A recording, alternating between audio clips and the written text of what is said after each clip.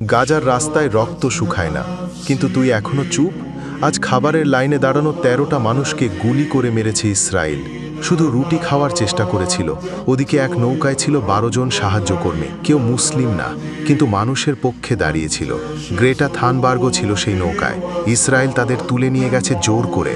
গাজার শিশুরা আজ কাঁদতেও পারে না, কারণ ওদের কান্নার জন্য পানি নেই, বুকের দুধ নেই, খাবার নেই, কিচ্ছু নেই। ২৭০০ বেশি শিশু এখন অত্যন্ত পুষ্টিহীনতায় ভুগছে। রিল দেখছিস, গান শুনছিস, ঈদের ব্লগ বানাচ্ছিস, তোর বোন, তোর মা, তোর সন্তান। আজ যদি তুই চুপ থাকিস, কাল যখন তোর দরজায় বিপদ আসবে কেউ থাকবে না। আজ যদি তুই তোর ঈমান জাগিয়ে না তুলিস, তবে আল্লাহর সামনে কি জবাব দিবি? শহীদ হয়ে ওরা দাফনের সুযোগ পায় না, আর তুই বিছানায় আরাম আয়েসে ঘুমাস। এখনো সময় আছে। আল্লাহর কসম, মুসলিমের রক্তে যে আগুন জ্বলে, সেই আগুন স্ক্রিনে নয়, হৃদয়ে ধরতে শিখ। ওদের পাশে দাঁড়া, দোয়া কর, আওয়াজ তোল, নয়তো ইতিহাস তোকেও ক্ষমা করবে না।